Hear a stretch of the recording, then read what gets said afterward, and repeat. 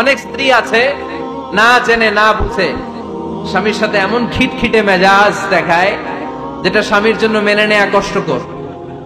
আমি একটা জরিপে পড়েছি, পৃথিবীর অনেক স্বামী স্ত্রীর কারণে হার্ট অ্যাটাক করে মারা যায়।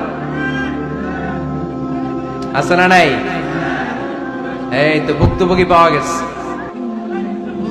স্বামীর জন্য একটা ত্রাস হয়ে দাঁড়ায় স্ত্রী, ত্রাস।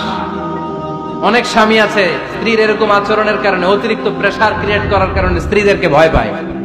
অবশ্য নীলফামারীর কোন স্বামী তার স্ত্রীরে ভয় পায় না। ভয় পায়? স্ত্রীরে ভয় পান কে কে দেখি?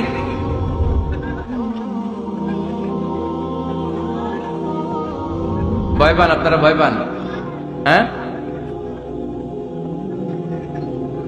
এক অফিসের বড় সাহেব তার স্ত্রীরে খুব ভয় পায়, প্রচন্ড ভয় পায়। তো সে মনে মনে ভাবলো, দেখি আমার অফিসের যারা স্টাফ আছে, ম্যানেজাররা আছে, এরা কতটুকু ভয় পায়, এরা ভয় পায় কিনা। তো একদিন সকালবেলা অফিসের সব স্টাফ গুলোর একসাথে দাঁড় করায় বলতেছে, এই আপনারা যারা যারা আপনাদের স্ত্রীদেরকে ভয় পান তারা ডান দিকে যান, আর যারা স্ত্রীকে ভয় পান না এরা বাম দিকে যান। অফিসের সব কর্মচারী ডান দিকে চলে গেছে, সবাই ভয় পায়, একজন শুধু বাম দিকে। বাম দিকে কয়জন ভয় পায় না, আর যারা ভয় পায় এরা ডান দিকে, ডান দিকে সবাই। তো বড় সাহেব ভাবছে, আলহামদুলিল্লাহ আমার অফিসে একজন হইলেও বীর পুরুষ আছে। তো বীর পুরুষের কাছে যেয়ে বলে, ঘটনা কি, আপনি মোটেও ভয় পান না? কয়, স্যার প্রতিদিন অফিস করার জন্য যখন ঘর থেকে বের হয় আমার বউ আমারে বলে দেয়, খবরদার সবাই যেদিকে যায় তুমি কিন্তু ওইদিকে যাইবা না,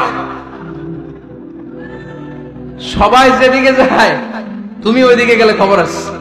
বড় সাহেবকে খবরদার, এটা তো আরো ডরায়, ঠিক কিনা? এজন্য বোনদেরকে বলবো, লিতাসকুনু ইলাইহা, এমন ভাবে আপনি আপনার স্বামীর সামনে নিজেকে প্রেজেন্ট করেন যাকে আপনাকে দেখলে আপনার স্বামীর চোখ জুড়িয়ে যায়, হৃদয়টা প্রশান্ত হয়ে যায়, আপনাকে দেখলেই আপনাকে ভালোবাসতে মনে চায়, ঠিক কিনা? এজন্য রব্বুল আলামিন বলেন, আমি নারীদেরকে তৈরি করেছি লিতাসকুনু ইলাইহা, যেন পুরুষেরা স্ত্রীদের সংস্পর্শ যখন পায় পুরুষদের হৃদয়টারে প্রশান্ত করে দেয় কে? রব্বুল আলামিন বলেছেন, খাদিজার জন্য জান্নাতে আমি এমন একটা ঘর বানিয়েছি যেই ঘরের মধ্যে কোনো বিশৃঙ্খলা নাই। খাদিজার জন্য জান্নাতে এমন একটা প্রাসাদ আমি বানিয়েছি যেই প্রাসাদের মধ্যে কোনো আওয়াজ নাই, কোনো কোলাহল নাই, কোনো বিশৃঙ্খলা নাই। কারণ খাদিজা আমার নবীকে এমন একটা ঘর উপহার দিয়েছে যেই ঘরের মধ্যে কোনো বিশৃঙ্খলা ছিল না, আওয়াজও ছিল না। পড়েন সুবহানাল্লাহ। আল্লাহ রাসূল যখন সারাদিন কাফেরদের মাঝে কোরআনের দাওয়াত দিতেন, কোলাহল